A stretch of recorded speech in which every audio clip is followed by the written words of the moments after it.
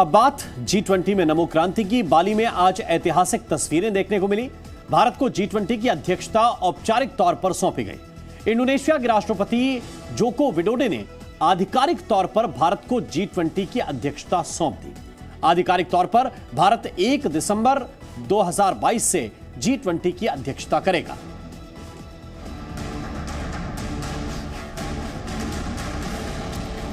भारत बना G20 का नया बॉस।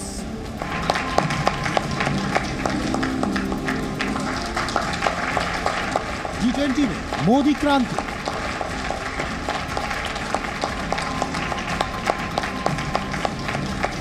G20 में भारत को सम्मान की ये तस्वीरें देखी जब इस बड़ी जिम्मेदारी को पीएम मोदी को सौंपा गया। भारत अब G20 का नया अध्यक्ष है और अगले साल होने वाली बड़ी बैठक की अध्यक्षता करेगा, जिसमें महाशक्तियों के राष्ट्राध्यक्ष भारत की सरजमीं पर पहुंचेंगे।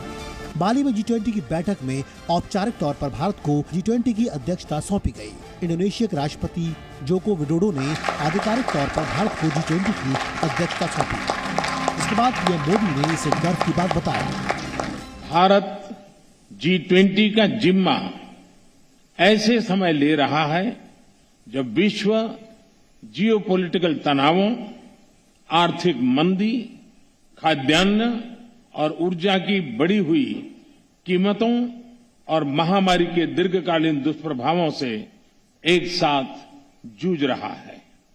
ऐसे समय विश्व G20 की तरफ आशा की नजर से देखता है। पीएम मोदी ने अपने संबोधन में यह भी बताया कि कैसे भारत में G20 की अध्यक्षता एक बड़े उत्सव जैसी होगी, जिसमें कई राज्यों में G20 की बैठकें आयोजित की जाएंगी। G20 की अध्यक्षता ग्रहण करना हर भारतीय के लिए गर्व का अवसर है। हम अपने देश के विभिन्न शहरों और राज्यों में G20 की बैठकें आयोजित करेंगे। हमारे अतिथियों को भारत की अद्भुतता, विविधता, समावेशी परंपराओं और सांस्कृतिक समृद्धि का पूरा अनुभव मिलेगा। हमारी कामना है कि आप सभी मदर ऑफ डेमोक्रेसी भारत में इस अद्वितीय उत्सव में सहभागी होंगे। भारत की G20 की अध्यक्षता कैसे बेहद अहम पड़ाव साबित होगी, पीएम मोदी ने इसका भी ऐलान अध्यक्षता लेने के साथ ही कर डाला। पीएम मोदी ने बताया कि शांति और सुरक्षा का कड़ा संदेश आज की सबसे अहम कड़ी है। आज आवश्यकता है कि विकास के लाभ सर्वस्पर्शी और सर्वसमावेशी हो।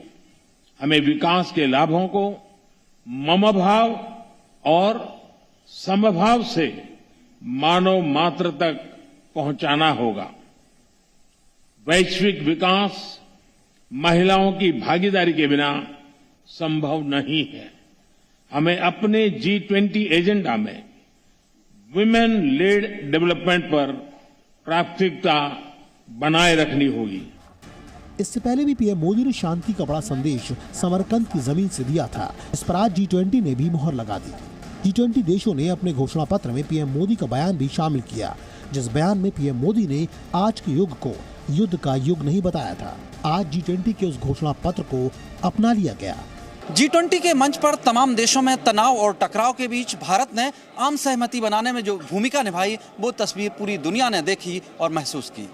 मंथन के बाद जो फाइनल आउटकम आया, उस पर भी भारत की सोच की छाप साफ तौर पर नजर आ रही है।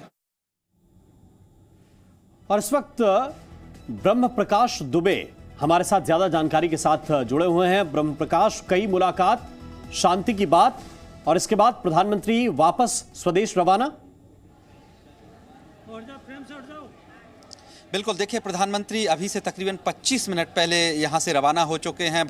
बाली के स्थानीय टाइम के मुताबिक 6:45 पर वो यहाँ से रवाना हुए हैं और जाने से पहले प्रधानमंत्री नरेंद्र मोदी की 7 द्विपक्षीय बातचीत हुई हैं इंडोनेशिया के राष्ट्रपति के साथ। इसके अलावा कई यूरोपीय देशों के साथ उनकी बैठकें हुई हैं। इसमें ब्रिटेन के प्रधानमंत्री के साथ ऋषि सुनक और इसके अलावा इटली, जर्मनी, फ्रांस, ऑस्ट्रेलिया और सिंगापुर के प्रधानमंत्री के साथ भी उनकी बैठक हुई है। तो कुल मिला के 7 देशों के नेताओं के साथ प्रधानमंत्री ने बैठक की है। लेकिन तीसरे सत्र की आप देखें जो आज जिसमें प्रधानमंत्री ने G20 के मंच पर भाग लिया राम, तो उसमें प्रधानमंत्री ने एक बड़ा मैसेज दिया है, कहा है कि किस तरह से गरीब देश और अमीर देश डिवाइड हैं, उनमें डिजिटल डिवाइड है और भारत के पास जब अब ये प्रेसिडेंसी आ रही है तो भारत इस बात का वादा करता है कि अगले 1 साल में वो पूरी दुनिया में डिजिटल ट्रांसफॉर्मेशन करेगा जो गरीब देश पिछड़े हुए हैं। तो भारत ने इस जिम्मेदारी का परिचय भी दिया है। आप देखिए, कुल मिला के आप इस पूरी यात्रा को देखें तो इस पूरी यात्रा में प्रधानमंत्री की वर्ल्ड के तमाम नेताओं के साथ मुलाकातें हुई हैं और कुल मिला के आप देखिए 1186 पेज का जो डिक्लेरेशन आया है, ड्राफ्ट फाइनल आया है, उसमें पहले पेज पर भारतीय प्रधानमंत्री की उस बात को लिखा गया है कि ये वक्त युद्ध का नहीं है क्योंकि तनाव की स्थिति बिल्कुल प्रधानमंत्री की बात शामिल की गई। लेकिन इसके साथ साथ ब्रह्म प्रकाश, जिस बात पर आप फोकस कर रहे हैं, जोर दे रहे हैं कि G20 की अध्यक्षता अब भारत की है और 1 दिसंबर से आधिकारिक रूप से अध्यक्षता भारत संभालेगा। प्रधानमंत्री ने आगे का रोडमैप भी बता दिया कि किस दिशा में वो सोच रहे हैं।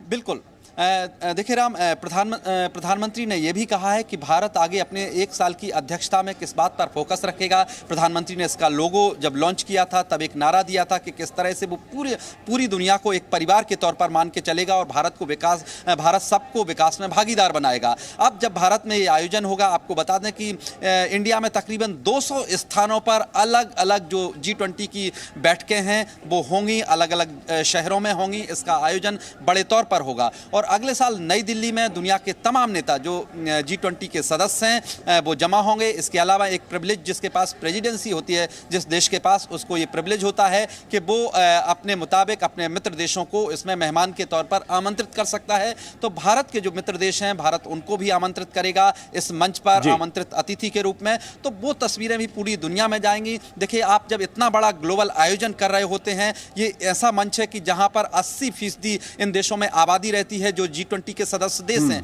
तो आप समझिए कि दुनिया की कितनी बड़ी आबादी को रिप्रेजेंट करता है G20 का ये मंच। बहुत बहुत शुक्रिया, बहुत बहुत धन्यवाद ब्रह्म प्रकाश दुबे आपका इस पूरे अपडेट के लिए और इस पूरी जानकारी के लिए।